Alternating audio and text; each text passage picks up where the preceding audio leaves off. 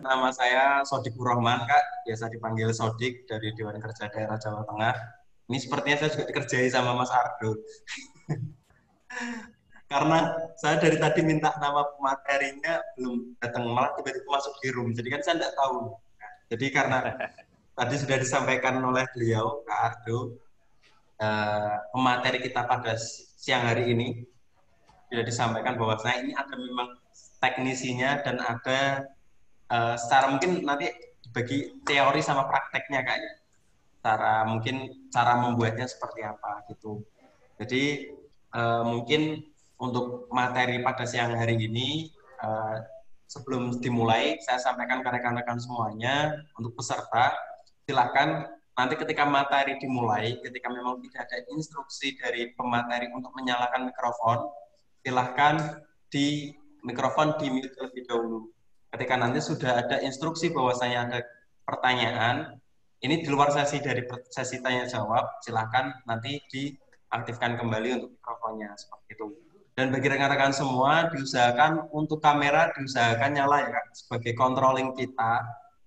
Selain kita absen di dashboard, ini juga sebagai controlling kita kepada rekan-rekan semuanya untuk setiap sesi materinya seperti itu. Itu sebelum kita mulai terlebih dahulu, mungkin bagi rekan-rekan yang masih menyiapkan cemilan atau minuman untuk fokus pada materi pada siang hari ini, saya persilahkan ketika mau minum atau makan snack, saya persilahkan, tapi jangan makan nasi padang di sini Kak ya. Nah, karena itu akan ganggu teman-teman yang lain. Seperti itu. Untuk selanjutnya kepada Kak Destian sama Kak MT ya, Kak Destian dan Kak MT.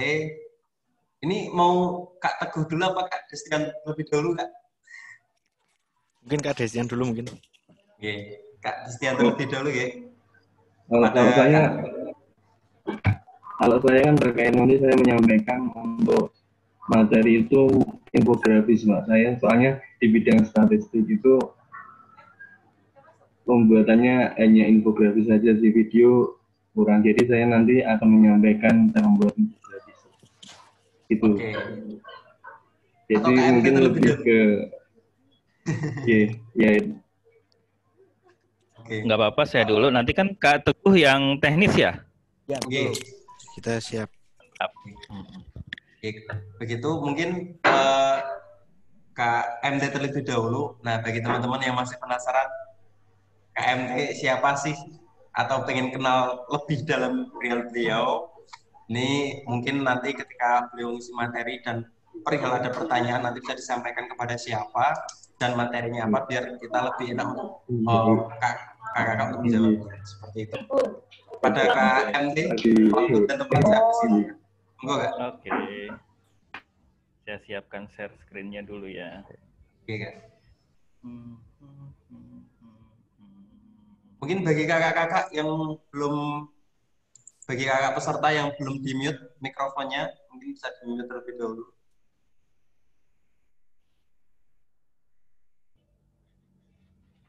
Monggo Kak, silakan. Oke. Sudah tampil belum ya?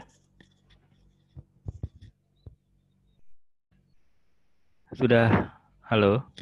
Ya Kak. Ya. Oke. Assalamualaikum warahmatullahi wabarakatuh. Salam Pramuka.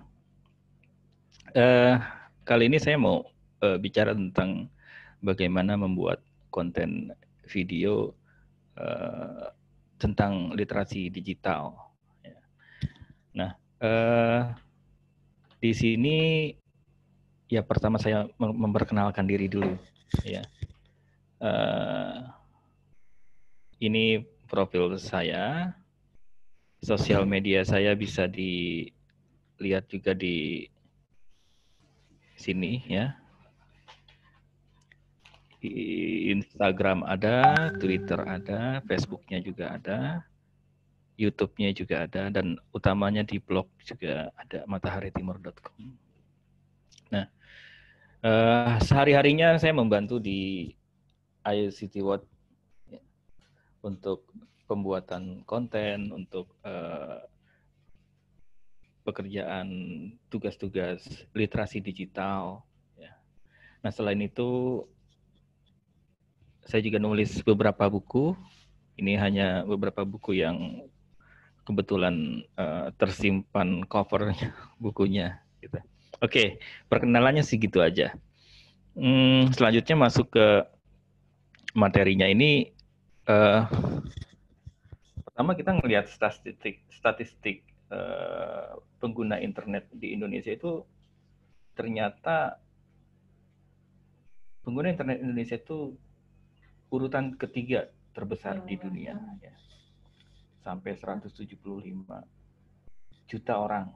Ini berarti dalam 1 tahun, kalau kita bandingkan tahun berikutnya, ini datanya dari Buya Sosial tahun 2020, ada sekitar penambahan 25 juta orang. Nah, pengguna internet Indonesia itu menggunakan sosial media paling banyak, juga aksesnya itu paling banyak ke YouTube. Jadi berarti banyak banget orang-orang yang memang mengakses video, baik dari YouTube. Sekarang juga kita ngelihat Instagram, banyak sekali di antara kita yang membuat video-video di Instagram, di Facebook, juga yang lagi ngetren TikTok. Siapa yang punya TikTok? Saya enggak. Nah, kenapa enggak ya? Karena merasa enggak cocok aja dengan audien atau pertemanan saya. Memang kebetulan kita kan bikin konten harus disesuaikan juga. Kira-kira akan disebarnya di mana ya? Dan ternyata setelah saya ukur, saya pernah membuat akun TikTok. Kayaknya saya nggak cocok di situ. Nah, akhirnya fokusnya adalah di sosial media yang lain, untuk YouTube, Facebook, Instagram, dan juga disebarkan di channel-channel yang lain. Nah,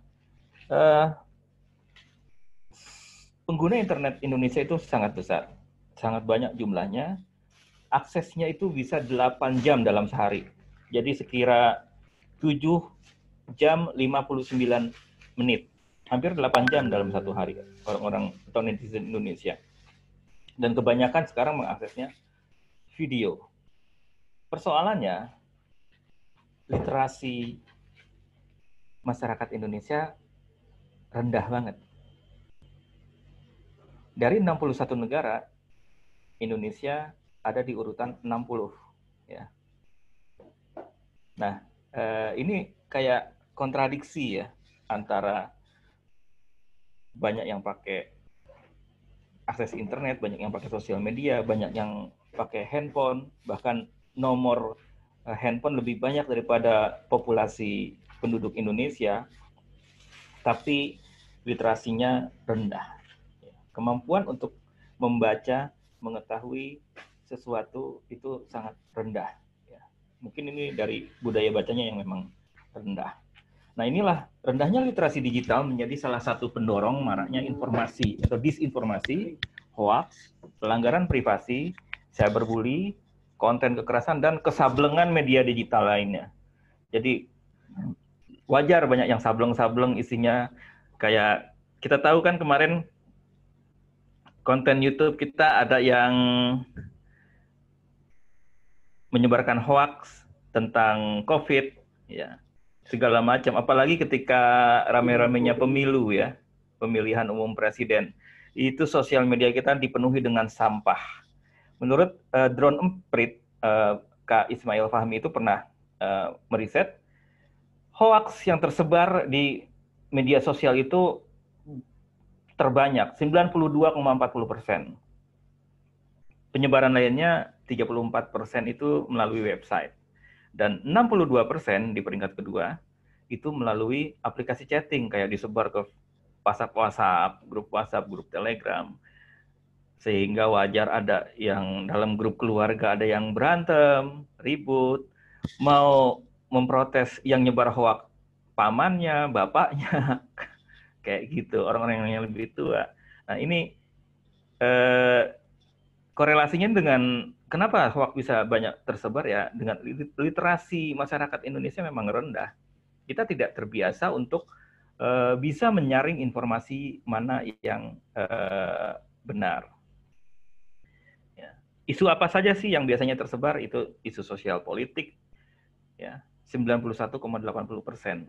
Ya, biasanya secara spesifik membahas terkait pemilu dan kinerja pemerintahan. Isu SARA juga termasuk tinggi, 88,60%. Kalau ada isu SARA, ya isu agama, isu budaya, itu gampang banget dibikin hoaxnya. Kita pernah lihat gimana Presiden Jokowi pernah bikin meme dia sebenarnya sedang khotbah di gereja. Lalu begitupun dengan calon presiden Pak Prabowo juga kena korban hoax juga, korban memes juga. Ya. Lalu hoax yang isu ketiga adalah isu kesehatan. Ini banyak banget, ya. Terutama ketika kita mengalami masa pandemi ini, sudah ratusan ya, Kominfo merilis ratusan hoax itu udah menyebar kemana-mana, dan kita bisa jadi juga kebagian, ya. Kayak terakhir itu yang sempat rame di YouTube-nya seorang musisi kita yang dia wawancara dengan profesor kesayangan. Gelarnya dokter dan profesor kesayangan, ya ternyata dia bukan gelar profesional dan akademik, tetapi memang panggilan sayang katanya. Dan dia menyatakan mengklaim punya obat anti COVID. Ada juga tentang konspirasi, ada juga bahwa termogan bisa merusak otak, ya. Cuma untuk termogan yang merusak otak ini saya salut dengan pengunggah videonya, itu Helmi Yahya. Bagian yang membahas termogan itu dia potong, dia hapus karena dia sadar bahwa itu nggak benar. Akhirnya dia potong dan dia membuat video klarifikasi dan memanggil ahli termogan ya dari Badan Standarisasi Nasional, sehingga mengklarifikasi bahwa sebelumnya video saya ada yang keliru, tidak baik, dan sekarang saya bertanggung jawab menghadirkan narasumber yang bertanggung jawab tentang termogan dan membandingkan mana termogan buat manusia, mana termogan buat industri, itu ternyata beda, ya. Nah itu yang terjadi, ya. Ini kita juga seperlu apa sih kita bikin konten video? Ada video-video prank ya, banyak banget video prank. Terakhir saya mengetahui tentang video prank tentang yang membagi daging kurban. Ya. Di Palembang, seorang YouTuber membagi-bagikan daging kurban kepada 2 orang ibu yang isinya ternyata sampah. Ya, niatnya sih memang buat suka-suka dan cari subscriber, tapi itu melanggar etika, ya. Secara moral kayaknya nggak pantas itu terjadi. Belum lagi yang membagikan hadiah ternyata isinya batu, ngerjain sopir ojol pesen orderan makanan ternyata di tengah kuburan. Banyak sekali orang-orang kita itu yang bikin prank. Belum lagi video-video yang isinya bunuh diri. Itu banyak banget, tawuran, dan mengherankan memang konten-konten yang kayak gini kok banyak banget yang nonton. Kebetulan ICT Watch ini merupakan salah satu YouTube Trusted Flagger di Indonesia. Jadi YouTube punya partner di tiap negara, dan di Indonesia salah satunya adalah ICT Watch. Itu yang tugasnya adalah melakukan kontrol konten-konten video di YouTube yang melanggar community guideline. Nah, setiap bulan kita selalu melaporkan seberapa banyak konten yang kita laporkan yang sudah dihapus sama YouTube, dan kategori apa saja yang bulan ini kita temukan, itu selalu kita lakukan, ya. Dan kesimpulannya, minimal dalam 1 bulan kita menemukan sekira 300 konten YouTube yang ndablek, buatan orang Indonesia, buatan YouTuber Indonesia, yang mirisnya penontonnya jutaan. Ya kayak di sini tadi saya tulis ada yang bunuh diri di siaran langsung ya, ketika ada seorang laki-laki di Lampung di atas mall mau bunuh diri, bukannya berupaya bagaimana agar nggak bunuh diri, tapi langsung ngambil HP, weh ada yang bunuh diri guys, keren guys, serius nggak sih guys, kayak gitu. Ya jangan sampai. Kenapa sih bisa jadi kayak gitu? Nah ini mirisnya kita. Ya, sudahlah persoalan moral, sudahlah soal literasi, bahwa yang kayak gitu sebenarnya nggak perlu ditampilkan karena itu melanggar community guideline. Apa itu community guideline? Community guideline adalah ketentuan-ketentuan yang memang sudah dibuat oleh platform, dalam platform video salah satunya adalah YouTube, yang tidak boleh kita publish.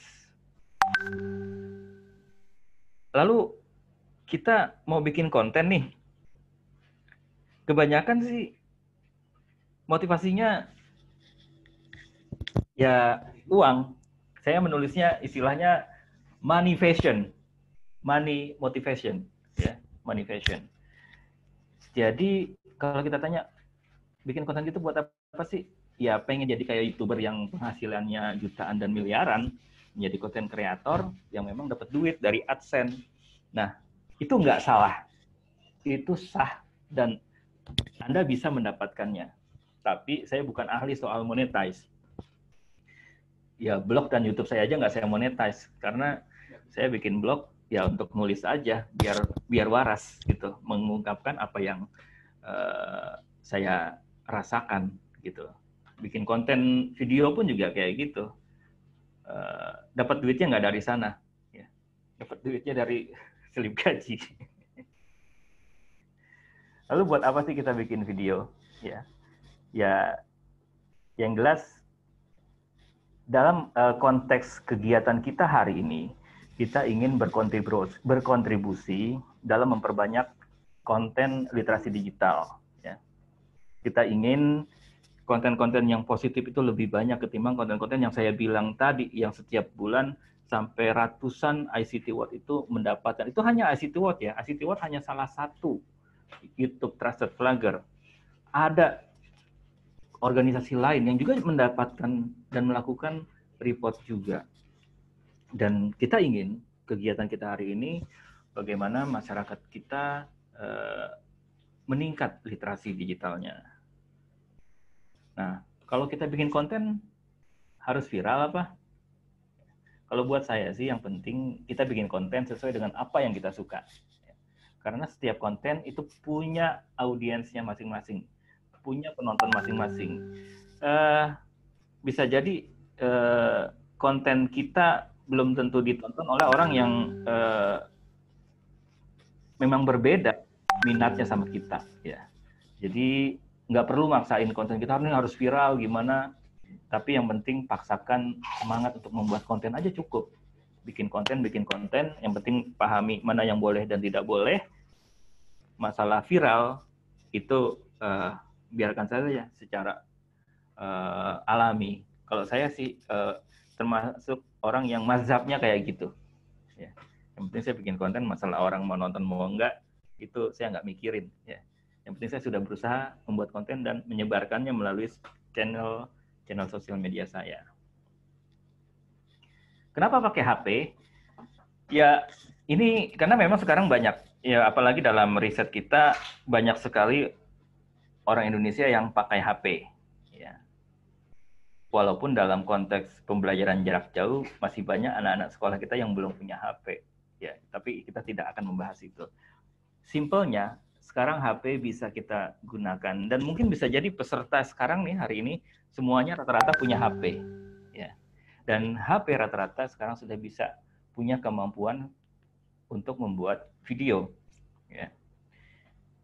Memang punya keterbatasan dibandingkan dengan kamera DSLR, tapi cukup beberapa konten yang saya temukan di YouTube itu bahkan sudah banyak teman-teman kita dari Festival Film Pelajar, ya kalau teman-teman mau buka sekali-sekali festivalfilmpelajar.com, mereka beberapa filmnya dibuat dengan kamera HP, anak-anak pelajar yang membuat film pendek, ya. di luar negeri juga sudah banyak kompetisi atau festival film yang mengharuskan dibuatnya dengan smartphone, ya. Karena dengan smartphone saja sudah mumpuni, ya. Lalu konten apa saja sih yang perlu kita buat terkait dengan literasi digital, ya. Nah, kalau ini share saya tetap nggak berubah ya.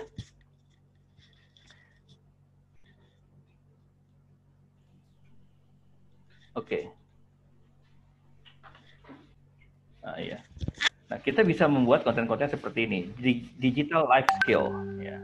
Seperti bagaimana digital citizen identity, kita bisa membuat konten tentang bagaimana baiknya sih kita sebagai warga negara digital, ya, konten seperti apa yang bertanggung jawab, screen time management, kita bisa buat konten-konten yang bagaimana kita mengelola waktu, tentang cyberbully, bagaimana menyikapi cyberbully, cyber security, tentang keamanan, tentang privasi manajemen. Kita bisa bikin, misalkan bagaimana sih cara menjaga privasi agar HP kita atau ini tidak gampang istilahnya di hack sama orang. Nah, kita perlu konten-konten kayak gitu, ya. Berpikir kritis, bagaimana jejak digital.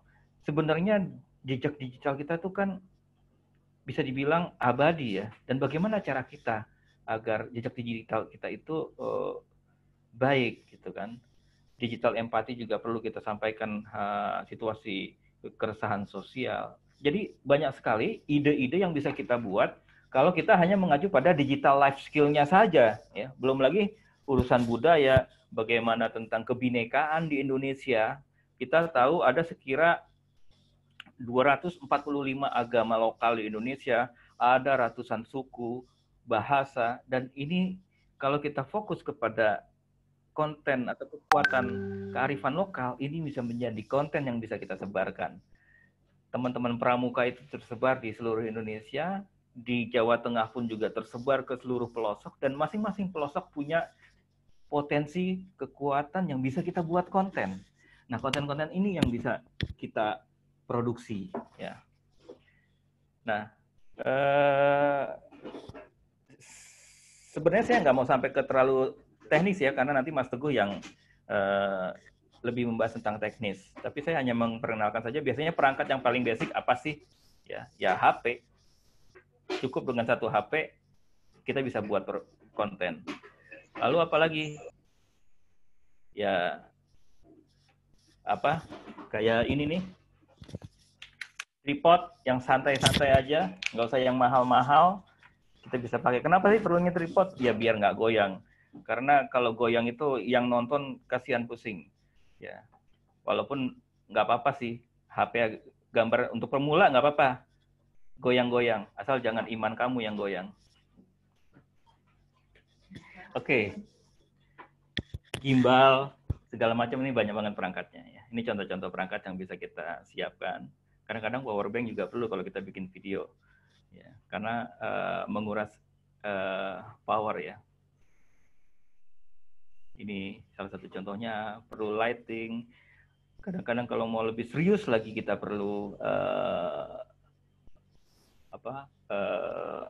sound ya, untuk perekaman suara, mikrofon wireless ya, segala macam.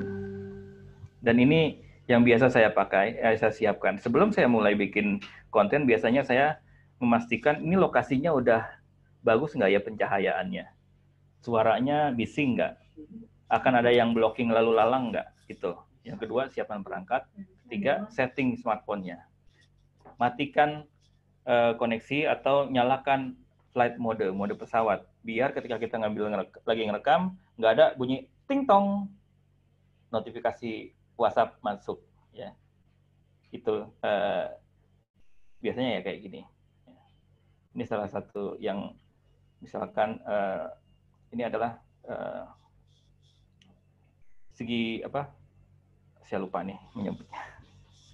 Ya. Third view. Ya. Ini kamera shot, nanti bisa belajar secara teknis dengan Mas Teguh ya. Ini salah satu contoh konten di Instagram yang bisa kita belajar. Dari mana sih saya belajar? Saya belajar ya otodidak.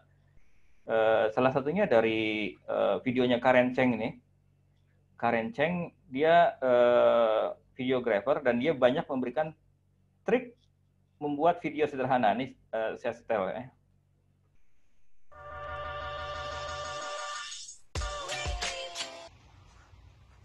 Nah, ternyata tekniknya kayak gitu.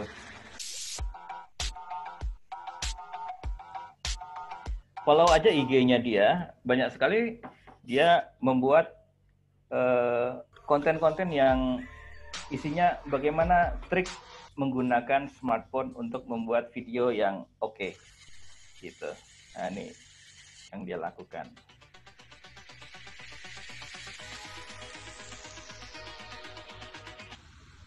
Ya, pakai 360 kamera. Karen Cheng yang jelas. Gitu.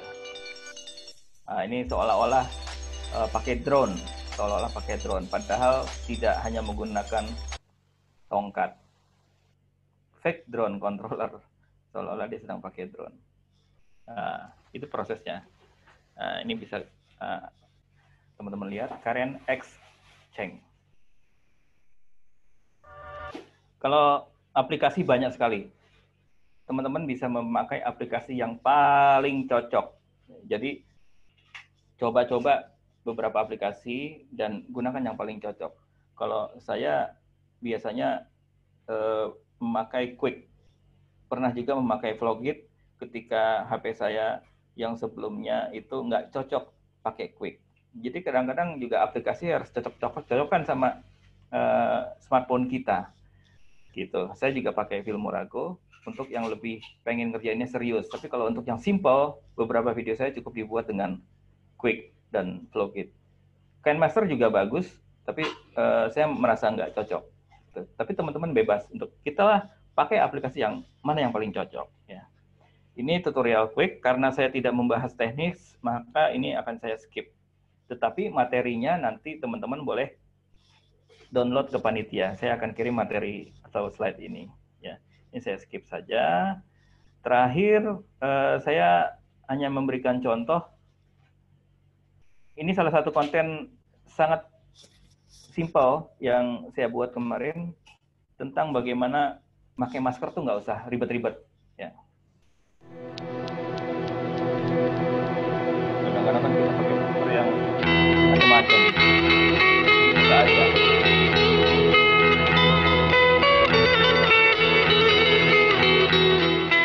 Beberapa detik kontennya. Nama aku Erni, umur aku 19 tahun.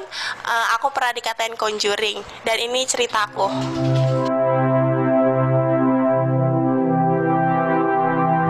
Nah, aku pernah ngalamin dibully itu waktu aku Jadi ini salah satu contoh bagaimana saya membuat konten video ketika mengkampanyekan tentang bahaya cyberbully, bahwa cyberbully, orang yang kena bully itu bisa terbawa ketika dia sampai dewasa pun akan terbawa efeknya, ya.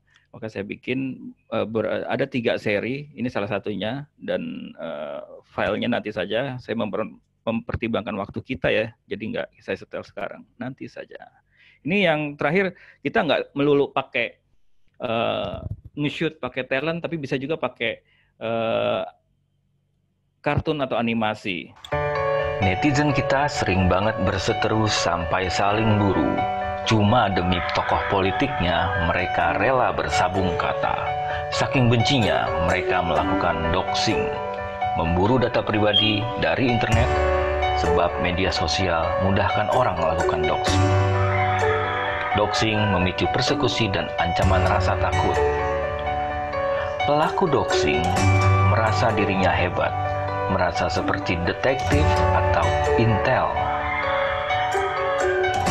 Padahal, kalau terciduk polisi, baru mereka sadar negara lebih jago memburu pemburu yang suka main intel-intelan. Yang saling buru tak pantas ditiru. netizen mendukung Polri sudahi doxing dan persekusi. Yang saling buruh tak pantas ditiru. Nah, ini salah satu kampanye yang kami buat tentang doxing ya. Jadi kita teman-teman pramuka bisa membuat berbagai macam konten literasi digital ya, salah satunya contohnya yang kayak gini-gini untuk disebarkan biar orang lebih banyak.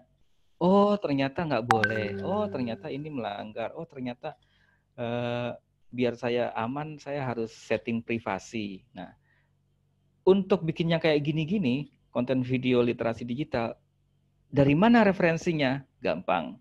Teman-teman bisa buka internetsehat.id. Di situ banyak banget sumber-sumber belajar, baik buku, ya, video, infografis yang bisa dijadikan referensi untuk membuat skrip video, ya, tentang apapun yang dalam kerangka literasi digital. Internetsehat.id. Bisa juga literasidigital.id. Atau teman-teman mau meningkatkan kemampuan literasinya juga bisa belajar gratis di belajar.ictwatt.id. Saya kayak iklan ya. Tapi ini enggak, konteksnya kita ingin sama-sama banyak yang meningkat literasinya ya. Ya. Selanjutnya apa? Ya vlogit. Praktek, banyak-banyak bikin, banyak-banyak berbuat, banyak-banyak berproduksi. Dari saya cukup segitu. Yang penting bikin aja dulu. Bagus atau jelek, suka atau tidak suka, dapat uang atau tidak, jangan dibawa ke hati. Setidaknya karya kita bermanfaat bagi satu orang. Itu saja motivasinya. Terima kasih. Assalamualaikum warahmatullahi wabarakatuh. Terima kasih Kak RT. Untuk selanjutnya berarti Kak Teguh ya? Atau Kak Destian? Oke. Ya, monggo Kak Teguh. Mungkin prakteknya terakhir aja. Saya dulu aja nggak apa-apa. Oh, ini Oh, siap. Ya. Ya, Kak Destian. Praktek paling lama nanti. Iya, soalnya praktek paling lama nanti. Ya, monggo Kak.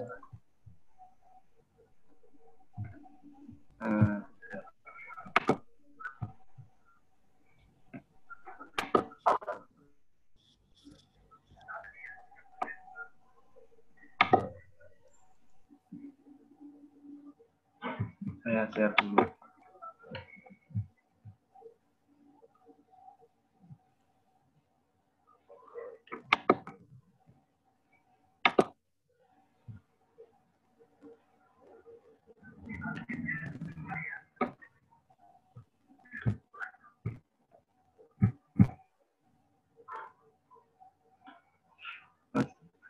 Paparan saya sudah apa belum ya? Putus Kak tadi suaranya Kak.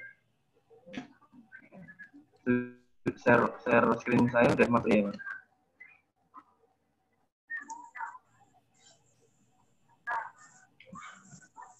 Halo, tes. Iya Kak. Udah kelihatan. Touch screen-nya sudah.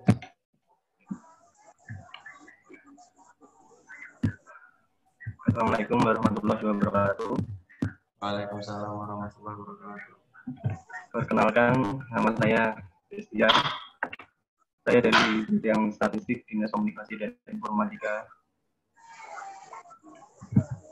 Saya adalah staf teknis pembuatan infografis di bidang statistik. Karena tadi ini saya dikabarinya mendadak, jadi saya akan memberikan informasi atau paparan yang pernah saya dapatkan.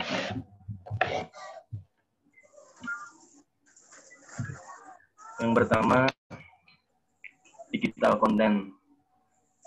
Digital content itu adalah konten dalam prompt baik atau tulisan, gambar, video, atau audio yang dikombinasikan dalam bentuk digital. Jadi digital content itu ya seperti video atau infografis yang bisa dibagi-bagikan melalui smartphone atau bisa dipublikasikan melalui medsos, YouTube, dan lain-lain. Itu namanya digital content. Kemudian ini contoh-contohnya peran digital konten seperti YouTuber seperti kayak ini siapa Pak Imbong, atau seperti ini siapa Atta Halilintar, itu sangat berperan banget untuk digital konten karena peran mereka itu kayak memberikan dampak besar terhadap masyarakat. Jadi seperti konten kreator digital, YouTuber itu adalah sangat penting sekali untuk menjaga kualitasnya sebagai YouTuber atau digital konten agar mengedukasi masyarakat. Kemudian, mengapa konten officer? Untuk menjadikan konten yang baik itu kita perlu kreatif strategi. Kreatif strategi itu arah mana yang kita akan sasar, misalnya kita arah masyarakat atau kita sasar kemana. Kemudian iklan dan branding. Jadi branding itu sangat penting juga karena itu salah satu harga jual dari produk kita ya nantinya, atau infografisnya kita nanti, informasinya kita.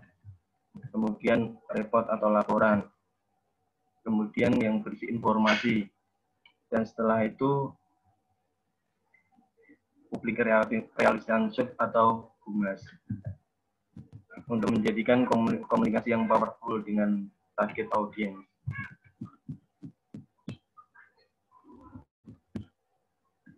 Kemudian konten supaya powerful itu terdiri dari konten kreator atau awalnya itu dari ide-ide kreatif, kemudian identitas, kayak misalnya Jateng Gayeng, kita melihat Jateng Gayeng itu udah kayak seperti ada identitasnya. Oh ini nggak Jateng, BKKBN itu BKKBN kenapa kok warnanya biru atau biru muda, karena dan gambar-gambarnya ada anak-anak kecil karena itu merupakan identitas dari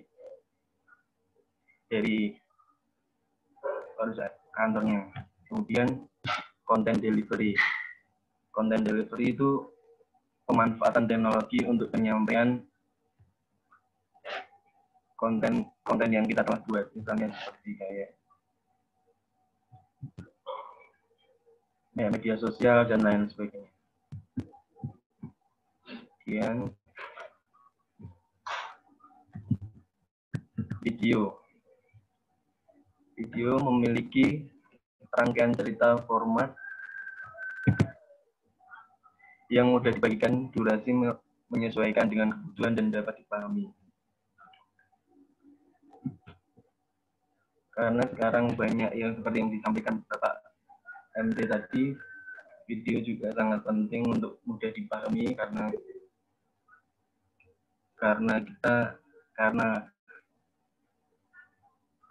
orang itu melihat bacaan mungkin terlalu sulit.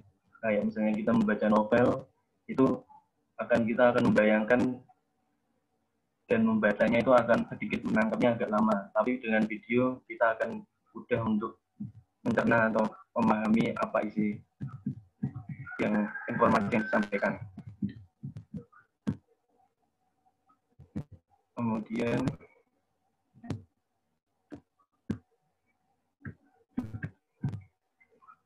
copywriting. Copywriting itu adalah sebuah teknik yang menghasilkan tulisan yang membuat pembaca memberikan respon. Jadi copywriting itu sangat penting untuk konten digital karena copywriting itu adalah bagaimana cara orang mengajak masyarakat untuk ikut atau melihat isi konten kita atau tertarik untuk melihat isi konten kita.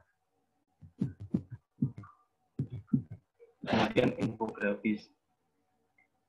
Infografis ini representasi visual informasi, data, atau ilmu pengetahuan secara grafis. Grafik ini memperlihatkan informasi yang sangat rumit menjadi singkat dan jelas seperti pada laporan beta jurnalisme dan publikasi.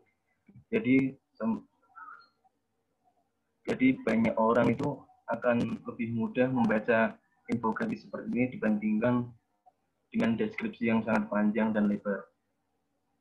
Seperti infografis yang saya tampilkan ini, Neraca Pendidikan Kaltara.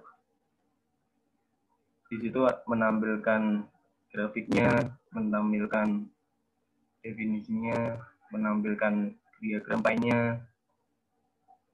Jadi menjadi menarik dan mudah dipahami daripada teks yang panjang lebar. Kemudian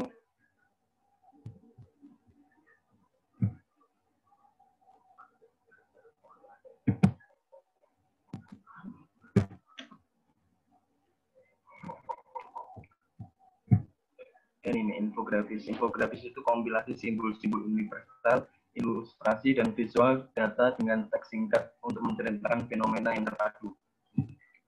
Jadi dari tahun 2009 itu infografis mungkin kurang diminati atau kurang banyak ditampilkan ya. Sekarang infografis di akhir-akhir ini mungkin sampai ke depan itu akan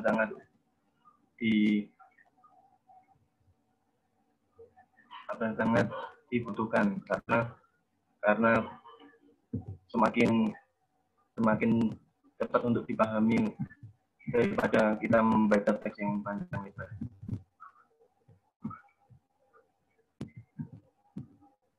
Kemudian dari 65% manusia itu merupakan visual learner. Karena ya dipungkiri kita lebih suka membaca, lebih suka melihat visual dibanding melihat teks atau deskripsi yang panjang lebar. Itu mending kita lihat gambar dan kita mudah memahami gambar tersebut.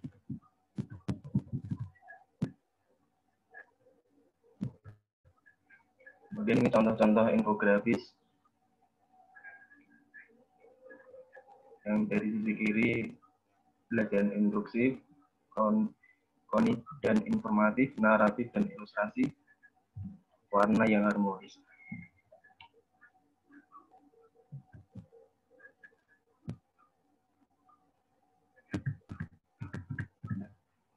Jadi ini adalah ilustrasi dari riset, katanya 60.000 kali lebih cepat mata kita itu memahami informasi yang secara visual sampai ke otak itu 60.000 kali lebih cepat dibanding teks. Jadi kalau kita misalnya di jalan melihat baliho atau melihat informasi apa yang terpampang di jalan, kita akan lebih mudah menangkap gambar tersebut dibanding kita melihat teks dan ada waktu membacanya dulu.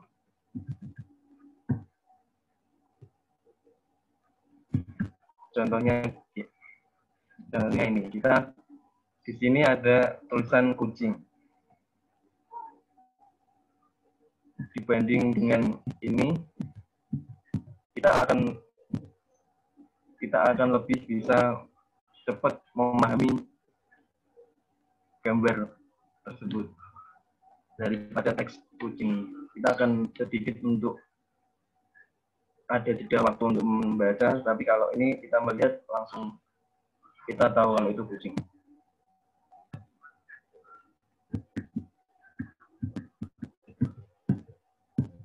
Atau seperti ini juga. Kalau informasi atau infografis hanya gambar aja juga mungkin jadi kurang karena tidak tahu tujuannya itu apa. Kalau misalnya dari sisi kiri itu kan nggak ada tulisannya, jadi kita nggak paham itu infografisnya atau dansa atau infografis menunjukkan atau joget atau jalan mundur atau gimana. Tapi kalau infografis yang baik disertai tulisan atau penjelasan di bawahnya itu menjadi seperti itu. Caution wet floor, awas jalan licin, misalnya perhatian ada jalan licin.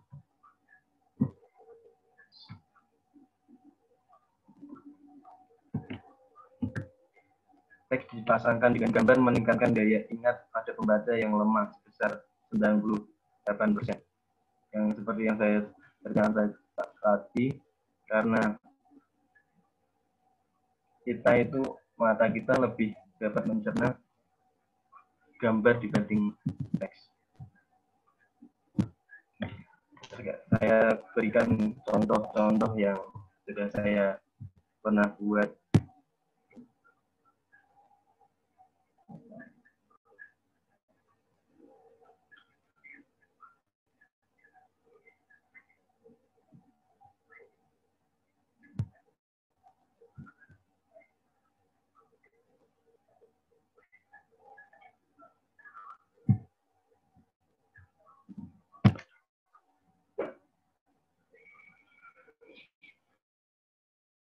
Contohnya ini, setiap bulan saya membuat informasi terkait Jateng, itu pertumbuhan ekonomi, inflasi, banyak ekspor impor, kemiskinan dan lain sebagainya setiap bulannya, dan itu saya dapat dari BPS Jateng. Itu berupa teks yang sangat runtut gitu, kemudian saya tampilkan dan saya terapkan melalui infografis seperti ini. Jadi lebih bisa dipahami dan mudah dibaca.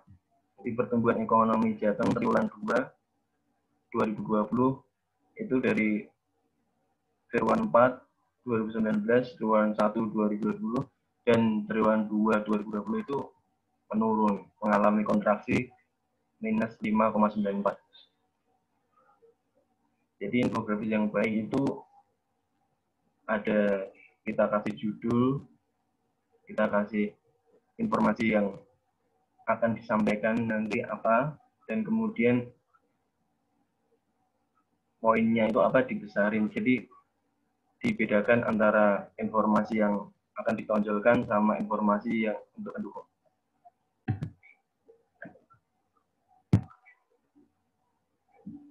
Nah, ini seperti NTP juga. NTP nilai tukar petani. NTP Juli 2020 turun 0,33%. Nah, ini kita tampilkan grafik dan kita kasih pendukung teks. Jadi si pembaca juga akan mengerti dan langsung tahu NTP Jateng ada subsektor yang turun atau naik itu apa, dan nggak membaca teks panjang lebar. Jadi langsung ke intinya seperti ini.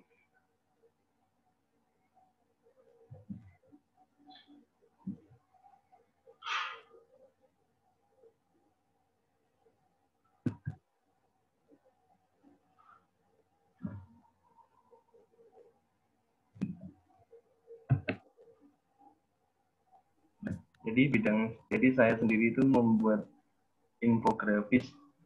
Jadi tadi seperti judul yang video, membuat video ini sebenarnya saya juga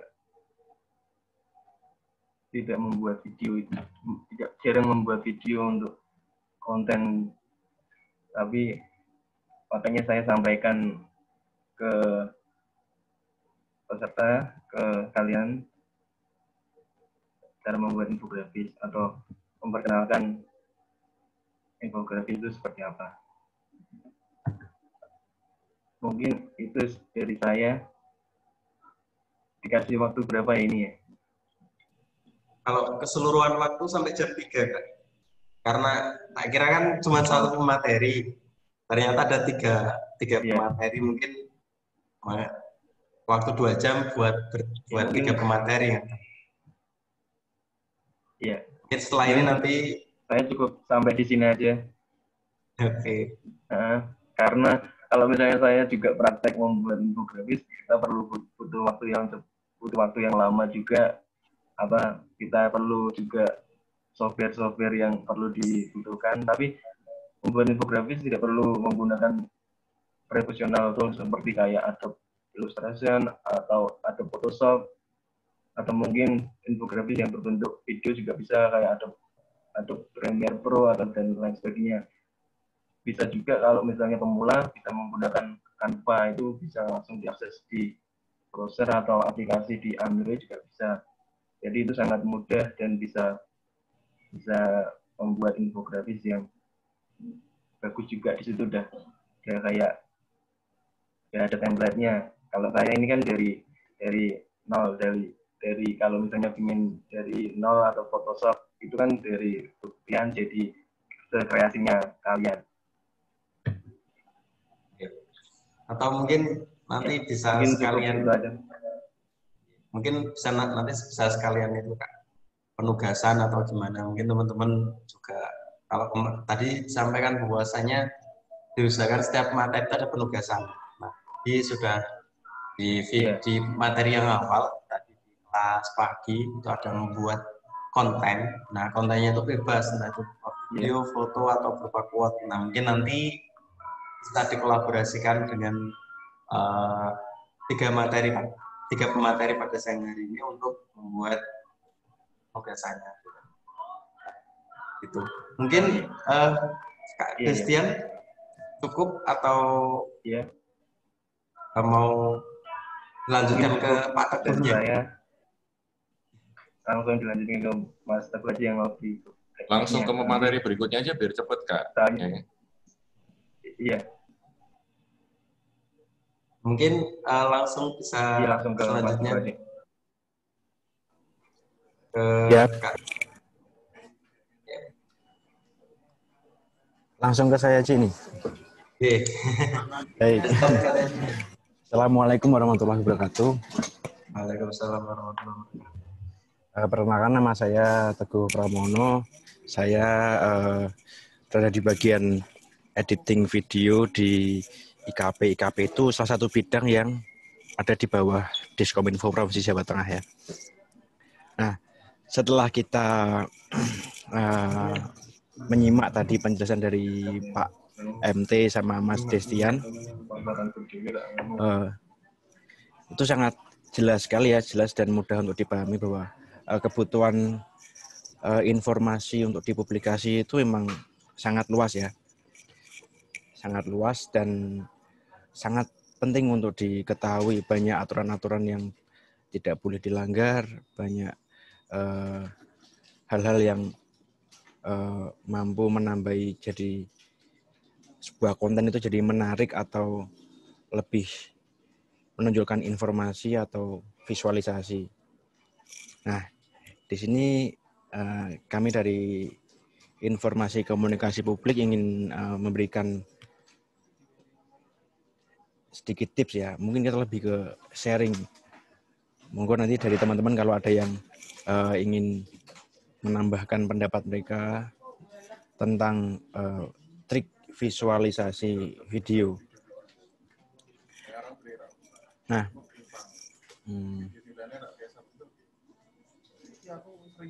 bentar.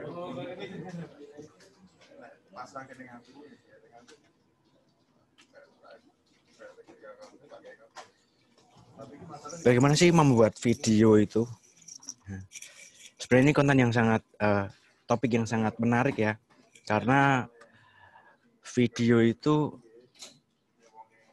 kalau di zaman sekarang merupakan hal yang sebuah media yang sangat bebas. Di sana terbuka peluang sangat luas untuk kita semua, mau berbagi informasi, mau berbagi ilmu, mau berbagi apapun bisa lewat sini.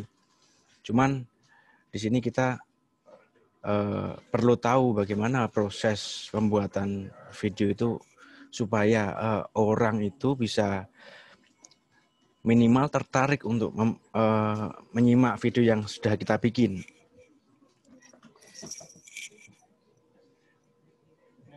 Buat teman-teman yang mungkin ada minat pengen bikin channel di YouTube atau pengen bikin konten di Instagram atau mungkin pengen jadi selebgram, perlu kalian ketahui ada beberapa kunci yang harus kita pegang. Yang pertama, video itu kan merupakan sebuah produk ya. Produk dari seorang editor yang sudah punya konsep untuk dikonsumsi oleh masyarakat. Nah, yang pertama kuncinya adalah nyaman. Mungkin terasa aneh ya, tapi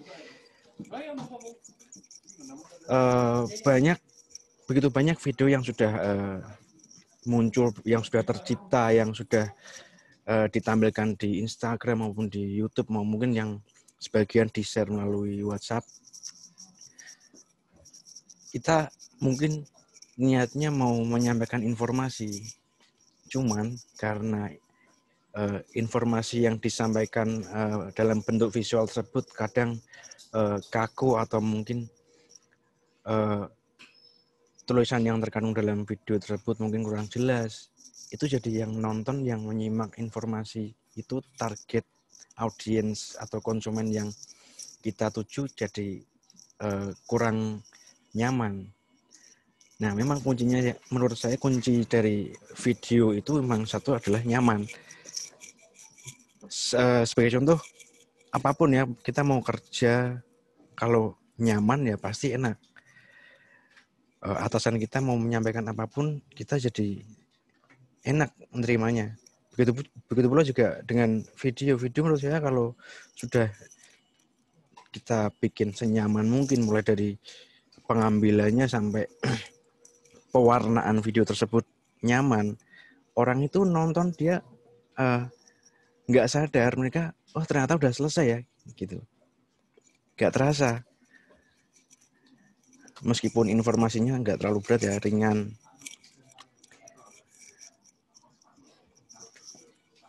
Nah, ini menarik itu mungkin dalam garis besarnya tadi nyaman tadi ya, nyaman dilihat, fokus pada topik yang dibahas, dan langsung kepada poin yang ditentukan. Nyaman itu bisa dari background yang adem, atau pewarnaan, tone grading dari ketika kita edit video. Kalau di editing video lewat handphone itu ada beberapa filter di situ. Nah, itu kan kita bisa pilih filter yang kira-kira enak, warnanya nyaman itu yang mana sih? Yang sesuai dengan alur cerita yang ingin kita sampaikan. Kemudian kita kalau bikin video itu mungkin nggak perlu lama-lama pakai intro ya. Kadang kan kita butuh intro, semisal jangan lupa subscribe dan lain-lain. Itu kan intro ya. Intro itu cukup sederhana, simpel. Jangan terlalu lama. Langsung ke topik aja langsung. Nah, nanti di topik itu kita fokus kepada objek yang kita bahas. Misal kita bahas kamera, misal. Ya cukup kita pure murni tampilkan bagian dari kamera, hasil yang dihasilkan oleh settingan oleh kamera tersebut. Seperti itu.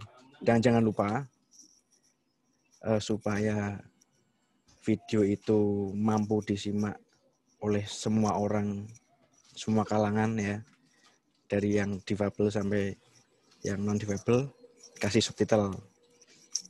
Jadi mereka yang tunarungu itu bisa tetap menyimak video yang kita bikin. Kemudian video itu nyaman itu ada berapa unsur ya? Kita di sini cuma menentukan 3 unsur saja, yaitu color grading, pewarnaan atau tone, itu dibikin sejuk atau hangat. Jadi ketika konsumen kita ya, khalayak yang ingin melihat video kita, mereka mungkin sedang di sela-sela pekerjaan, jam istirahat, yang mata mereka sedang capek ngelihat monitor di itu apa bikin pekerjaan, kita bikin sejuk dengan video yang kita bikin dengan setting tone yang nggak terlalu terang tapi tetap nyaman, kita tetap apa jelas informasinya seperti itu. Kemudian sebelum kita editing kan kita mesti mengambil gambar dulu ya. Pengambilan video itu jangan, kalau bisa jangan terlalu menggunakan background, istilahnya gunakan background yang polos saja, misal warna putih atau kuning atau hijau gitu. Kemudian posisi objek itu kemudian diposisikan jelas, utuh. Objek yang ingin kita bahas itu utuh. Jadi kita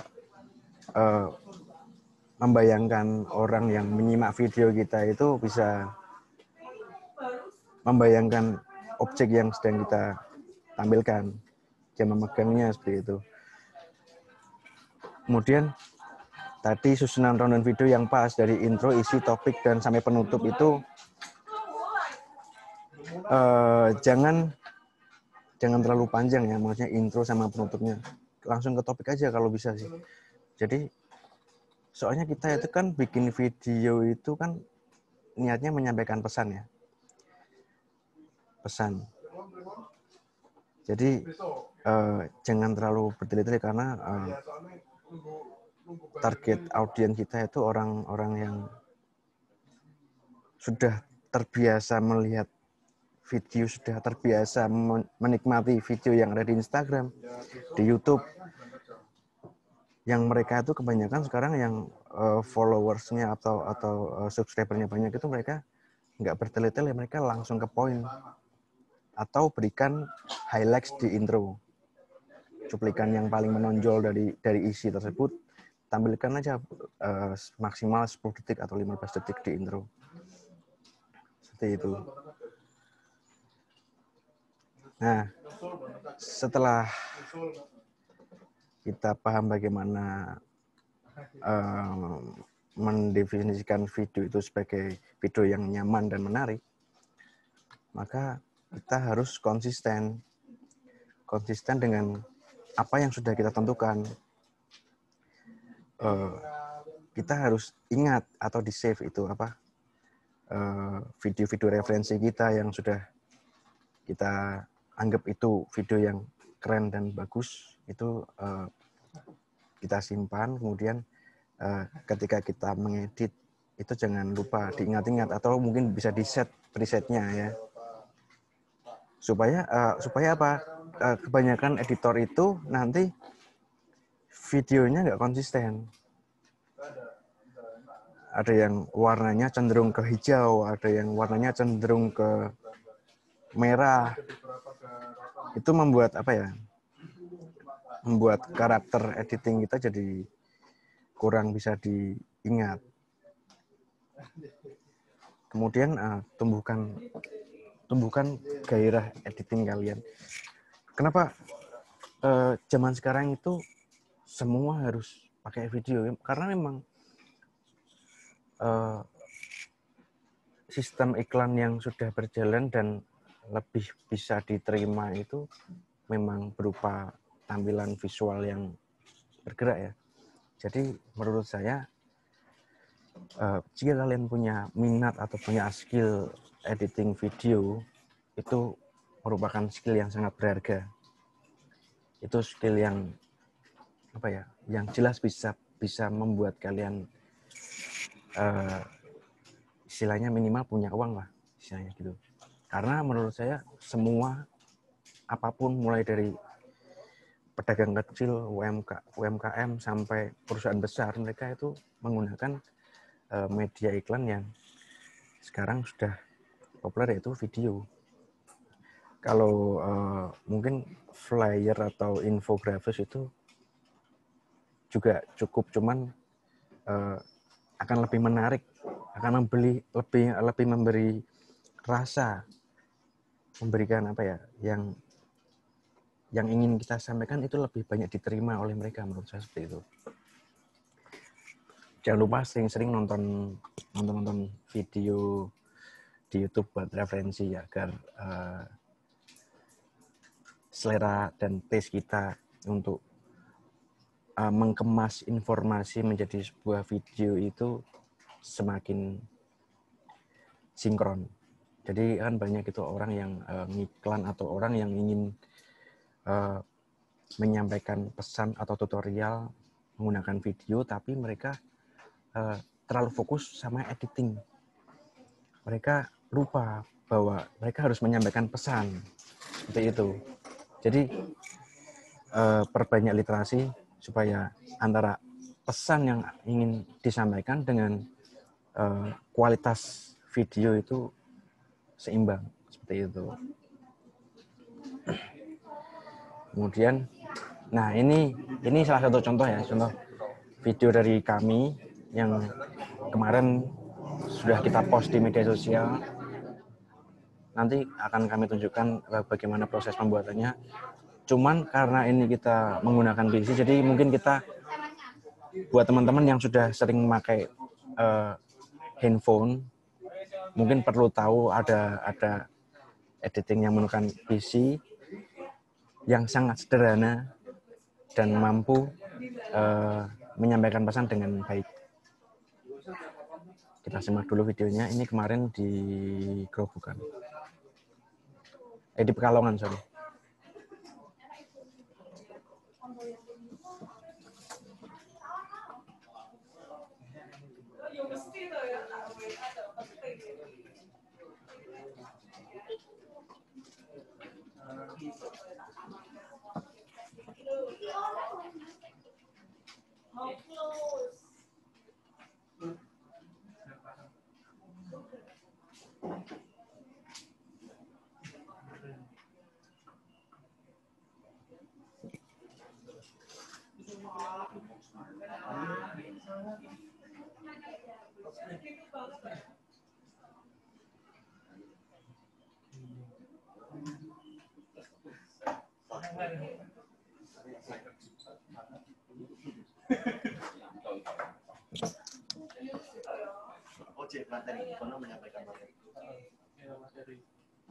Maaf Kak, menyela videonya putus-putus ya?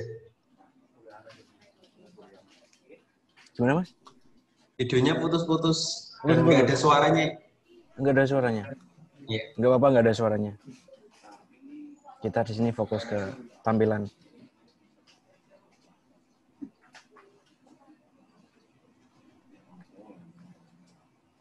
Tapi ada subtitlenya kan, bisa dibaca kan Mas? Iya, ada subtitlenya.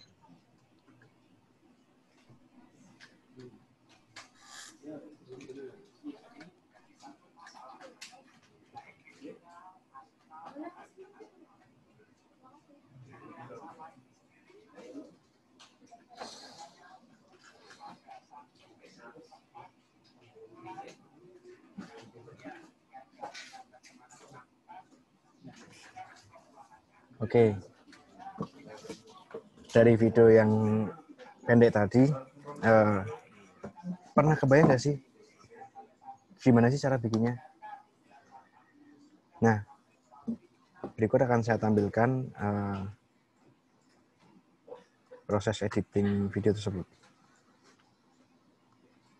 Bisa dilihat Mas. Bisa tampil nggak aplikasi Adobe Premiere-nya? Nggak tampil Mas? Sebentar.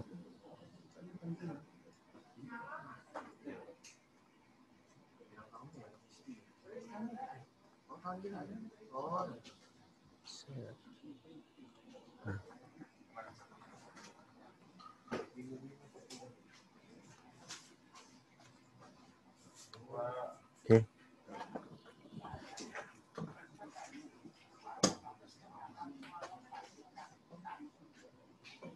Nah, mohon maaf ini buat teman-teman yang mungkin sering edit pakai handphone ya.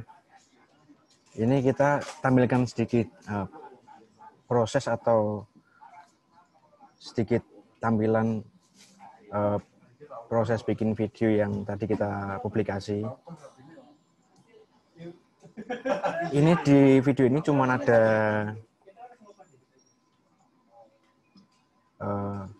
video yang sudah kita ambil, kita tambahin teks tulisan sama background, background musik ya. Nah, sama satu lagi, ada 4 unsur. Color grading. Jadi gimana caranya supaya video tersebut itu adem, nyaman di mata, orang itu nonton itu nggak bosen istilahnya. Semoga tadi teman-teman juga nggak bosen ya. Ini yang saya garis ini subtitlenya, ya kan? Ini subtitle. Kita tulis manual emang. Mungkin kalau di handphone juga bisa, cuman agak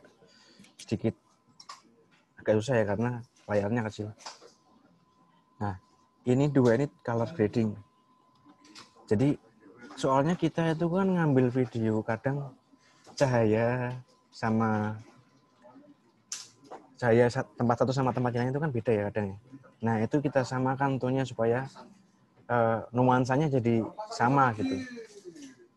Kemudian pemilihan background juga perlu, sangat penting itu. Background itu gimana caranya supaya suasana yang sedih itu dibikin jadi sedih banget.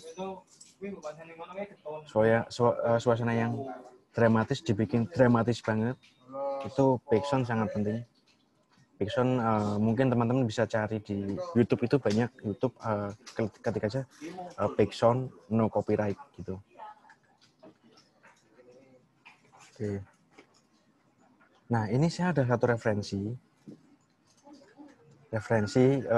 bukan dari kami ya, tapi ini yang biasa kami tonton sebagai seorang editor buat kita curahkan ke pekerjaan kita. Ini adalah salah satu referensi video. Nah, ini ada konten video yang membahas musik. Buat teman-teman mungkin suka musik atau mungkin suka beberapa instrumen, gitar, bass atau yang lainnya. Ini sebagai contoh.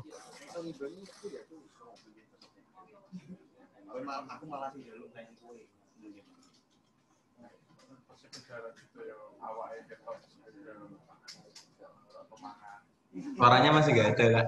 Masih nggak ada suaranya.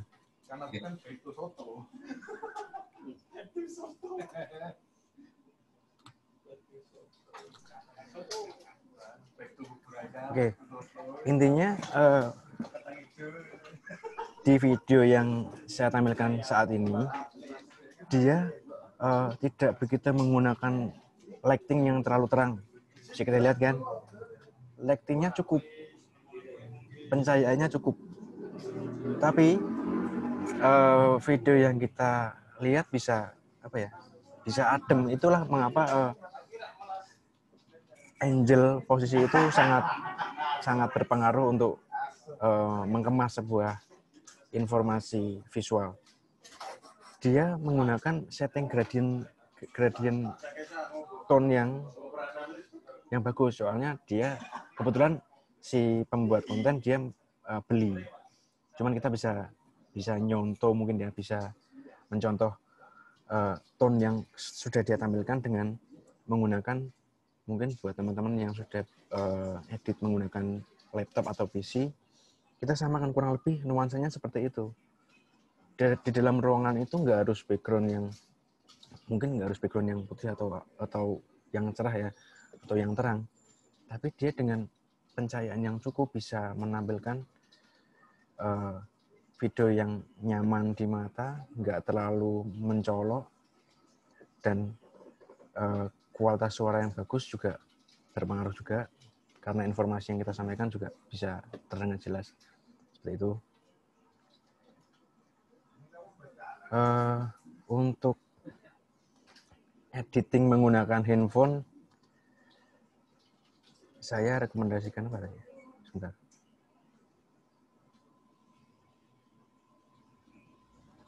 Sebentar.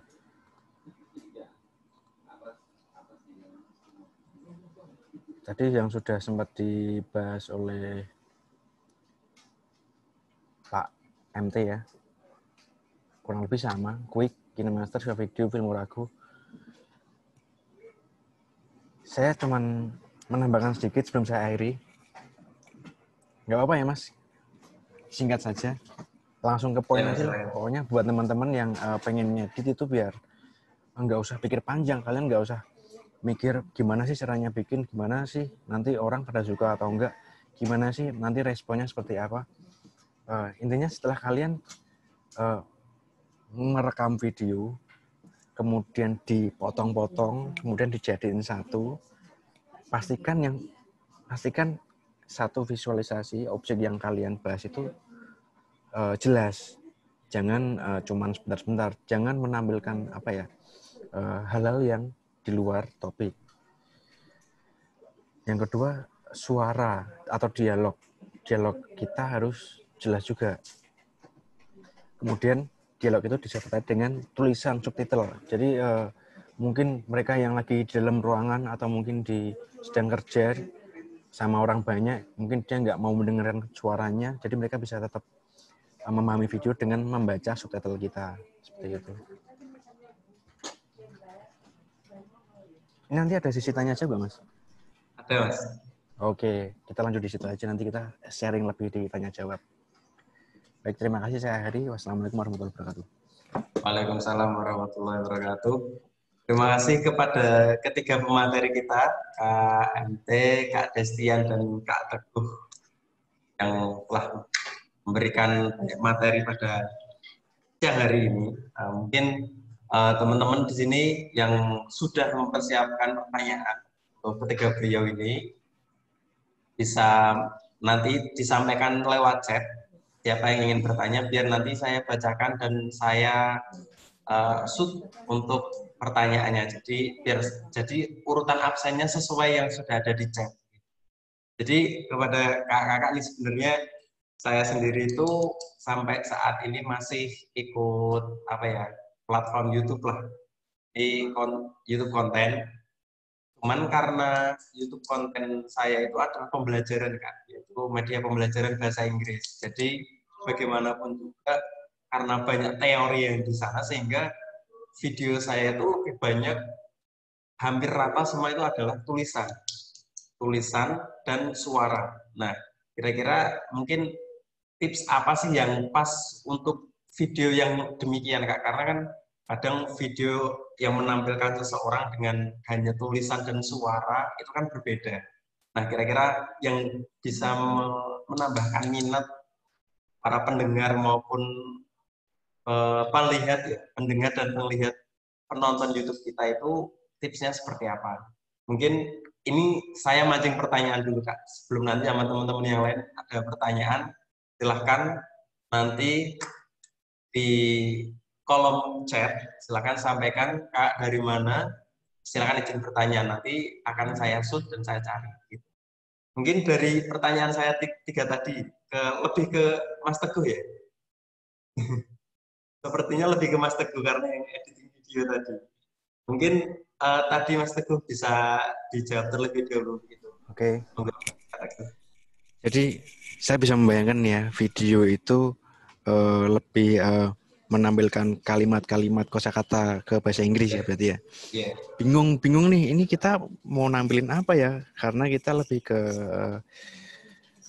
kosakata yang benar sama artinya yang benar itu seperti apa. Nah, kalau kita di posisi seperti itu, mungkin dengan waktu yang terbatas ya, mungkin kita dikejar target supaya buru-buru upload atau gimana, mungkin kita bisa sesuaikan kata-kata yang dibahas. Kalimat yang dibahas itu semisal membahas perbincangan soal penolakan atau apa semisal. Nah, kita mungkin tampilkan adegan atau mungkin kita bisa ambil gambar lewat Google atau mungkin kita bisa memotret sendiri adegan yang sesuai dengan kalimat yang ingin kita tampilkan di video kita, kemudian kita cantumkan ke video. Kita mau ambil gambar sendiri pakai kamera handphone juga bisa, mau cari Google juga bisa. Jadi kalimat sama gambar yang ditampilkan itu sinkron seperti itu. Jadi nggak usah dibikin susah lah ya. Kembali lagi tadi yang simple, yang sederhana, pesan tersampaikan, orang bisa membayangkan, orang bisa menirukan dan mempraktekkan seperti itu. Oke. Terima kasih Kak atas jawabannya. Jadi mungkin di kolom chat ini sudah ada beberapa penanya. Mungkin yang pertama itu Kak Abdul Rahman. Abdul Rahman bisa melambaikan tangan ke kamera. Oke, monggo Kak, saya persilakan. Halo, Mas. Ya. Silakan Kak Abdul Rahman. Kak, ini kalau misalkan yang dari PC itu, kan kalau dari handphone kan banyak juga tuh, tapi kalau yang dari PC, tapi aplikasi yang free atau open source yang biasa dipakai untuk editing video itu yang bagus apa, yang menjadikan rekomendasi? Terima kasih. Baik. Ini maksudnya free itu yang tadinya berbayar kemudian digratiskan atau yang benar-benar gratis dari download? Gratis. Kalau aplikasi editing video yang benar gratis itu ada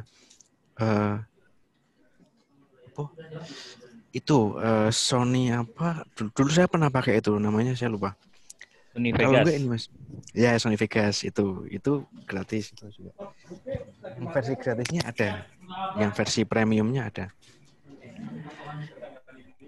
Kalau ingin yang aslinya berbayar, cuman ingin digratiskan juga bisa. Seperti yang saya pakai ini ada yang di website itu banyak Mas. Nanti Masnya saya kasih linknya ya, saya kasih itunya, nanti silakan di itu nanti bisa download plus tata cara penginstalnya. Mungkin bisa ditulis, ada website rekomendasi buat Masnya. Ini saya bukan mengajari untuk membaca ya, mohon maaf. Tapi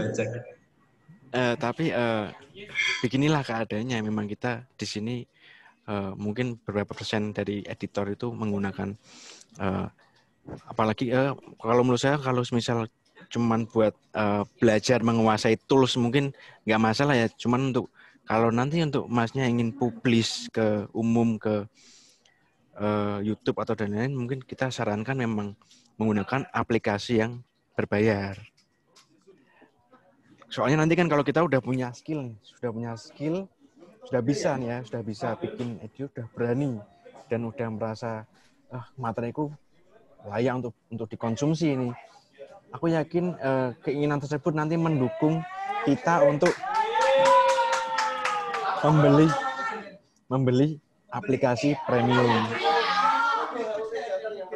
Ya, jadi satu tips lagi, ketika kita ingin publish video ke YouTube atau kanal video lainnya, mungkin kita benar-benar harus menggunakan aplikasi yang premium. Cuman untuk sekarang mungkin atau teman-teman yang masih ingin belajar, kita bisa dari aplikasi premium tersebut kita bisa gratiskan dengan mengikuti tata cara install di beberapa website yang nanti mungkin akan saya bagikan ke moderator. Ya, yang paling recommended ya kalau kita pakai Adobe Premiere. Adobe Premiere itu sangat rekomendasi dan sangat standar. Di sana color grading-nya sudah lumayan banyak, transisinya juga lumayan banyak. Di situ juga kita bisa tambahkan plugin dari di luar Premiere juga bisa. Jadi kalau saran saya Adobe Premiere itu wajib dikuasai oleh editor video yang menggunakan PC. Seperti itu. Sebenarnya banyak, ada Filmorago, ada itu, mereka versi PC-nya ada, cuman standar untuk pemahaman tools dan lain-lain juga menurut saya enak kalau lewat Adobe Premiere. Begitu Mas. Sudah pernah dengar kan pasti, atau mungkin sudah pernah pakai? Kalau dengar pernah, tapi kalau pakai belum. Karena laptop saya jadul juga jadi. Nggak apa-apa. Itu Adobe Premiere itu ada versi lama. Jadi nanti kalau ketika Mas pengen download itu ada versi lama. Jadi kalau kita nalar ya Mas ya, zaman dulu orang itu ngedit pakai apa, dia spesifikasinya komputernya itu seperti apa, itu mereka tetap bisa download dan bisa pakai loh Mas. Kita bisa maksimalkan apa yang kita punya. Gitu. Nanti download aja Adobe Premiere tahun 2013 itu ada nanti. Jadi nggak usah khawatir. Ada pertanyaan lagi, Mas? Ya, mungkin itu sih, Kak. Terima kasih. Oke. Mas Alanda. Nanti kita share linknya. Selamat mendownload, selamat mencoba, selamat mengasah ilmu. Siap. Terima kasih Kak Teguh atas jawabannya. Itu Kak Abdurrahman. Kalau mungkin bagi teman-teman yang lain, kalau mungkin ketika sesi ini kita kurang waktunya, nanti bisa dilanjutkan ke room chat yang ada di dashboard, biar teman-teman bisa lebih leluasa dalam menanyakan seperti itu. Terus untuk pertanyaan selanjutnya, itu ada dari Kak Nuca. Halo Kak Nuca. Halo. Nah, oke. Silakan Kak. Oke. Iya. Ini pertanyaannya untuk Kak, karena kan lebih ke teknis gitu. Saya alhamdulillahnya juga suka editing video. Akhir-akhir ini sudah mulai merambah ke Premiere Pro. Akan tapi ketika kita mengedit video, kita sering jenuh. Istilahnya apalagi ketika perangkatnya itu close program atau nge-lag dan sebagainya. Nah, ketika kita ngedit itu bagaimana caranya biar pikiran kita itu fresh sehingga kita untuk membuat konten-konten banyaknya inspirasi bisa dibuat gitu. Itu bagaimana cara mengatasinya sih Mas Teguh dalam ketika setiap ngedit seperti itu? Ini cobaan editing kayak ini kan, cobaan editor nih gitu. Kadang desain, entah itu ngedit itu pasti ketika kita akan mengalami suatu titik otak tidak bisa berpikir. Monggo Kak, mungkin ada tips-tipsnya nih. Baik, tips yang pertama ya buat seorang editor yang kerjanya di depan monitor. Pertama, posisikan tubuh Anda itu dengan posisi nyaman. Posisi benar-benar nyaman lah. Jadi kalau kalian butuh makan atau butuh minum tuh nggak perlu pindah misal. Itu yang pertama itu. Yang kedua, jaringan internet harus tersedia. Karena kita bagaimanapun mood-nya ada tapi kita nggak punya ide, itu susah. Kita nggak punya referensi itu susah. Jadi jaringan internet itu mendukung sekali buat kita buka mungkin Instagram lewat PC atau YouTube lewat PC. Menurut saya contoh video-video sederhana yang keren ya, yang menurut saya menarik, nyaman dilihat itu sekarang kita lihatnya ke Instagram saja, karena di Instagram orang itu menciptakan video untuk ditampilkan di Instagram itu berarti itu kan kebanyakan orang konsumsi lewat handphone ya. Handphone itu kan layarnya kecil, terbatas. Orang-orang luar negeri ya, jadi kita di sini kita membicarakan konten yang dikemas oleh orang-orang mungkin di luar Indonesia yang mereka yang lebih paham, mungkin yang lebih canggih alatnya ya, yang bisa menciptakan kualitas gambar yang bagus, angle sudut gambar dengan drone, dengan macam-macam yang mahal-mahal ya, mungkin kita mungkin belum bisa punya alat-alat tersebut. Itu menurut saya sangat mereferensi kita ya, menimbulkan minat kita untuk kita gawe ini. Terus kalau lihat film mungkin ya, ada kamera muter atau kamera orang lari di shoot, itu kita bagaimana sih ngambilnya? Itu kita perlu referensi seperti itu. Jadi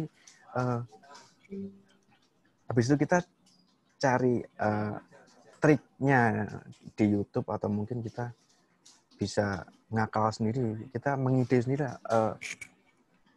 Intinya perbanyak referensi dari video-video iklan di luar negeri, karena menurut kami itu sangat, yang pertama gambarnya jernih, kualitasnya bagus, angle-nya benar-benar nggak terduga, bikin orang itu nggak sadar kalau itu ternyata adalah video settingan seperti itu.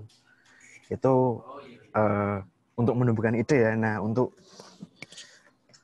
performa alat kita media editor ya, bisa mungkin sesuaikan aplikasi editing kita, sesuaikan dengan spesifikasi PC kita. Yang pertama itu, kalau masih nge-lag atau masih lemot istilahnya, ya sabar. Artinya maksudnya kita lebih fokuskan dulu ke Adobe Premiere-nya satu aja aplikasi yang terbuka. YouTube dan lain-lain, internet dimatiin dulu, di-close dulu. Nanti kalau pengen buka YouTube internet ya Premiere-nya ditutup. Nanti kita buka YouTube dan lain-lain. Seperti itu misalnya. Jadi kalau soal teknis PC yang lag itu memang itu sebuah kebutuhan yang nggak ringan istilahnya. Kita butuh biaya yang cukup, karena nggak bisa kalau kita mau menambah performa aplikasi, peningkat performa juga itu justru sebenarnya bukan meningkatkan performa, tapi malah membebani performa PC kita sebenarnya, seperti itu. Baik, mungkin ada yang belum jelas atau mau ditanyakan lagi.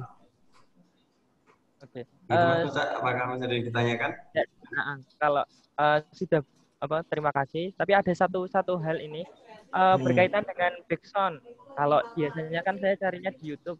Kalau Kak Teguh sendiri biasanya carinya gimana gitu? Apalagi link atau yang nantinya itu di situ ada banyak background yang kita bisa gunakan gitu. Utamanya background suara. Kalau background musik kan kita cari gitu. Background itu ya, efek-efek suara, misal suara gemericik air gitu ya. Iya gitu. Itu ada di audio library mana ya? Saya sudah ada, cuman saya bookmark.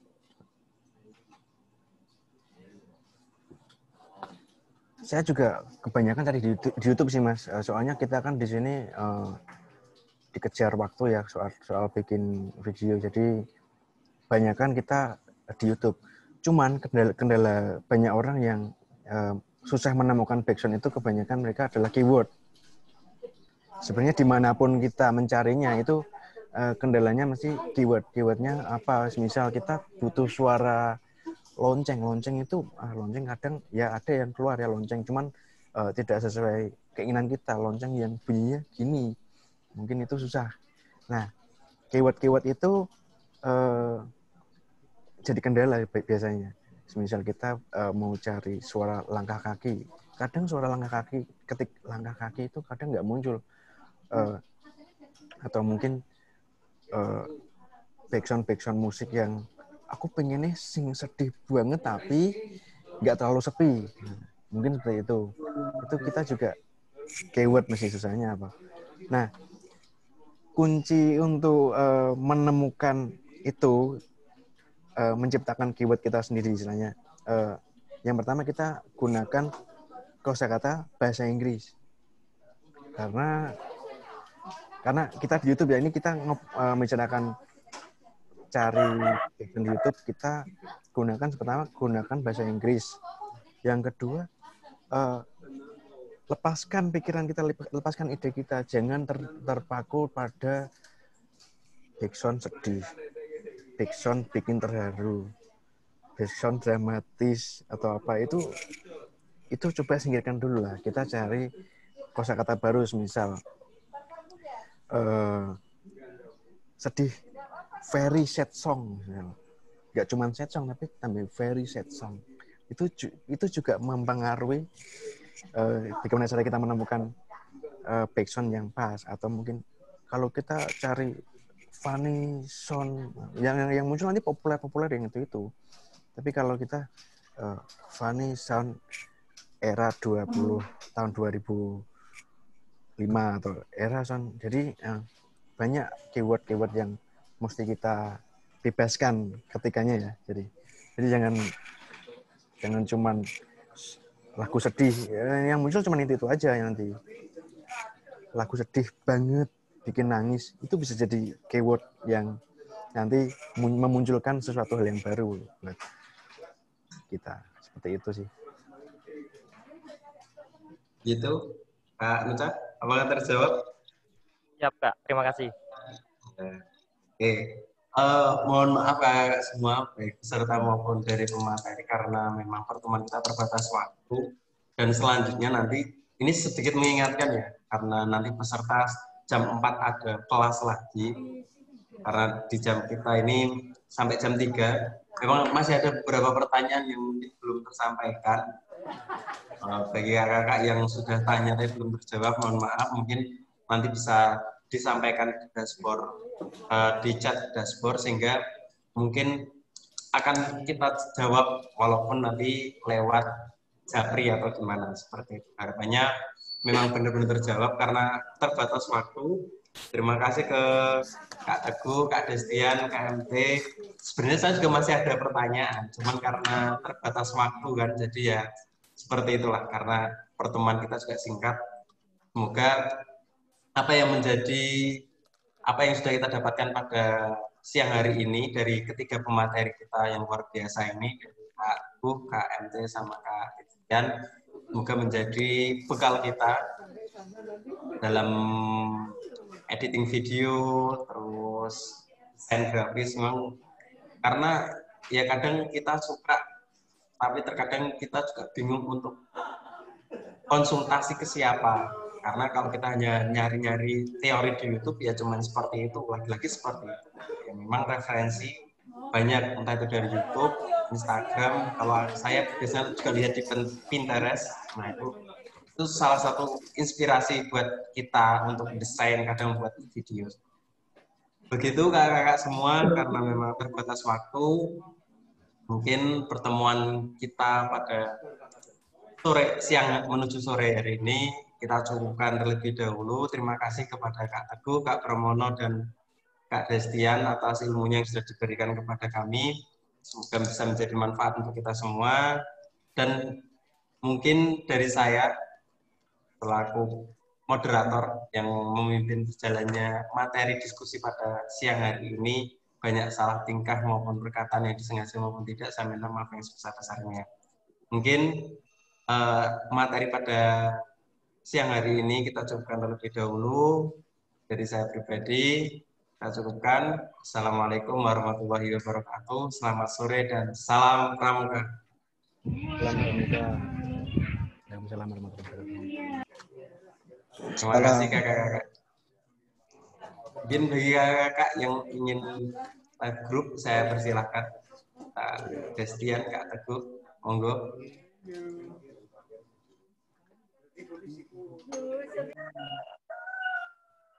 Kak Miftahul Huda dari mana, Kak?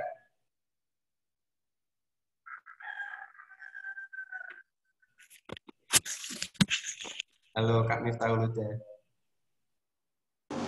Bagaimana, Kak? Dari mana, Kak? Saya dari Warcap Kabupaten Batang. Dari Batang. Iya. Maaf ya, beberapa pertanyaan ini belum bisa kita jawab, belum kita sampaikan, tapi ada Kak Miftahul Huda, Kak Sri Rohimatun. Kak Sri Rohimatun, maaf ya, karena tidak terjawab, karena memang waktu kita terbatas, mungkin nanti teman-teman ini bisa istirahat terlebih dahulu. Setelah itu kita mengikuti fundamental pramukaan, karena fundamental pramukaan adalah materi wajib, kelas wajib, sehingga teman-teman diharapkan bisa mengikuti semua. Itu. Bagi teman-teman yang ingin live group, saya persilahkan. Jadi tidak maksa ya. Saya persilahkan kalau mau live group atau mau stay di sini juga. Saya persilahkan. Mungkin room saya sudahi, saya tutup pukul 15:10. Mungkin bagi teman-teman yang masih ingin diskusi. Tuh.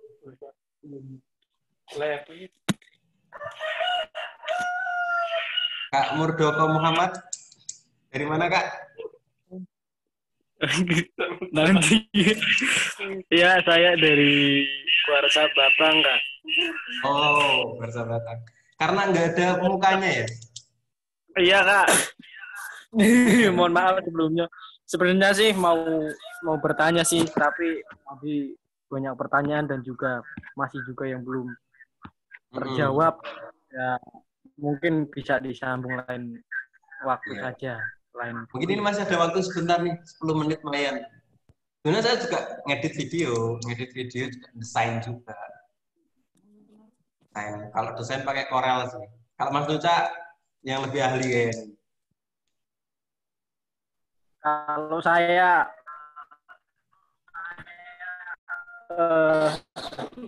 cuma lagi belajar sih Kak, cuma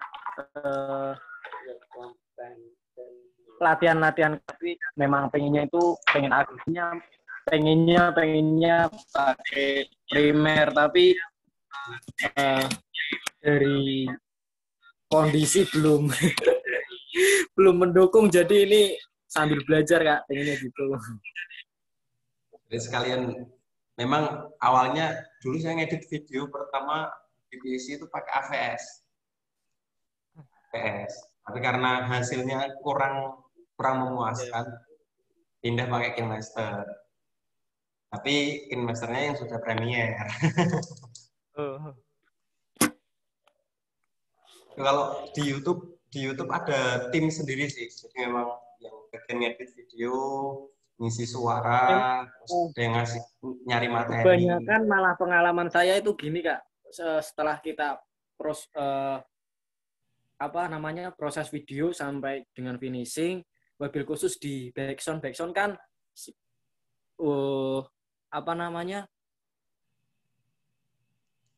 kalau backsound kan rata-rata itu ngambilnya dari YouTube ya Kak, backsound. Ya, itu ya dari YouTube atau dari Google bisa.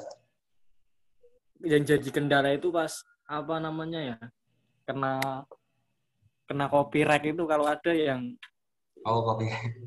Iya, udah sering sih. Kontennya bagus, terus kena copyright kan rasanya kan eman-eman Kak. Nah, itu apakah ada cara edit suara biar kalau ada itu ya mungkin ada cara pembuat musik manual biar tidak copyright, soalnya kan fatal sih Kak kalau sudah copyright. Biasanya ada kayak ada tulisan itu loh, kayak watermark. Biasanya kan di video juga ada watermarknya juga. Kalau watermark itu, kalau saya kan pakainya HP, kalau KineMaster, kalau pakainya kan KineMaster. Ya sedikit-sedikit bisa ngakali lah Kak. Kan ada yang pro juga. Kalau watermark buat aplikasi insya Allah sudah nggak ada, tapi yang sering kami temui yaitu masalah di backsound. Soalnya di backsound itu sangat fatal. Sedikit saja kok nyeleweng, ya udah kena hak cipta. Kalau mungkin dari teman-teman ada yang punya referensi bahwasanya meminimalisir hal-hal yang seperti itu. Syukur-syukur punya cara tersendiri buat bikin backsound supaya nggak kena copyright. Ya aman buat sendiri, manual.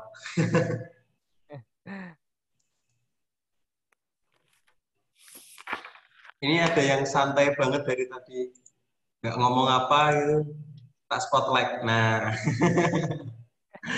cuman ngamati tok Was. Aduh. Jadi pengamat doang masuk Mas. Kabar Mas. Ngomong dong. Nunggu istirahatmu Mas. Setelah ini saya istirahat. Tenang, setelah ini saya istirahat. Saya keluar dulu sebentar. Meninggalkan sini. Siap-siap Mas, ditunggu. Ini Kak Siti Rohimantun nih.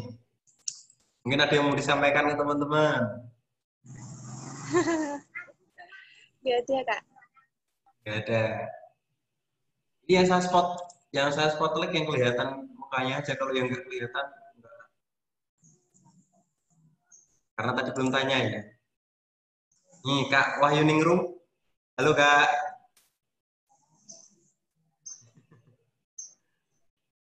Kak juga sering edit video juga Kak? Atau buat desain Kak Wahyu Ningrum? Halo Kak. Dengar suaranya?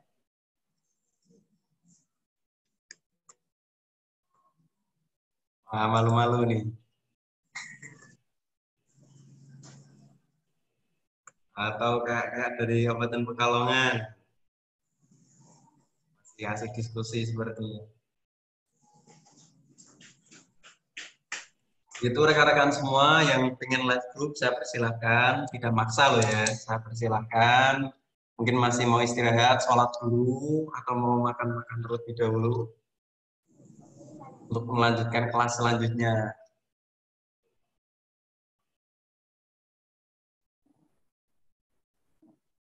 Mas Tatik. Ya. Nek sing kelas apa fundamental pramuka kan ada dua jamnya ada 2. Itu milih salah satu aja apa gimana? Kalau di dashboardnya wajibnya yang mana Mas? Yang wajib, kalau tulisannya wajib oh? Bukan wajib. Sepertinya yang kepramukaan itu wajib semua deh. Sepertinya loh ya. Karena aku juga belum ngecek sih. Karena double job. Ya ngawasi peserta, ya jadi moderator. Kali cuma tulisannya itu apa? Ngerangkep ya Mas. Diskusi. Gimana? Tulisannya cuma diskusi sih. Nek sing giat wajib kan jelas 1, 2, 3, 4, 5. Nek sing neng kene iki giat diskusi kan ada 5, cuma banyak yang sama ngono lho. Protokol karo fundamental. Kalau di jadwalnya, di jamnya kelihatan Mas? Jamnya kelihatan. Berarti milih salah satu aja nggak apa-apa ya? Iya. Oke. Terus iki Mas sing neng giat pilihan 12. Mana? Ini kan tulisannya 12. Suaranya kecil Mas. Neng giat iki kan ono giat pilihan ada 12 kegiatan minimal. Ya.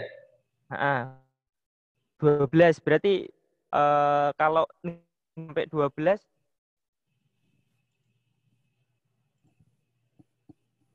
ya diusahakan sampai nganu minimal 12 itu Mas, karena perihal itu juga.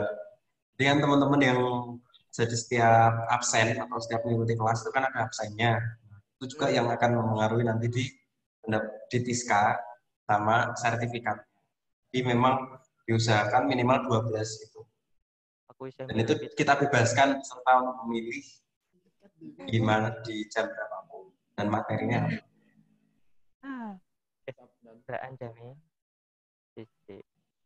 Begitu kakak semua, karena sudah jam 15.09. Mohon izin untuk room saya tutup. Bagi kakak semuanya silahkan istirahat terlebih dahulu, dan nanti akan bagi yang mengikuti kelas selanjutnya saya persilahkan. Gitu. Halo Mas, makasih ya Mas. Pamit semuanya.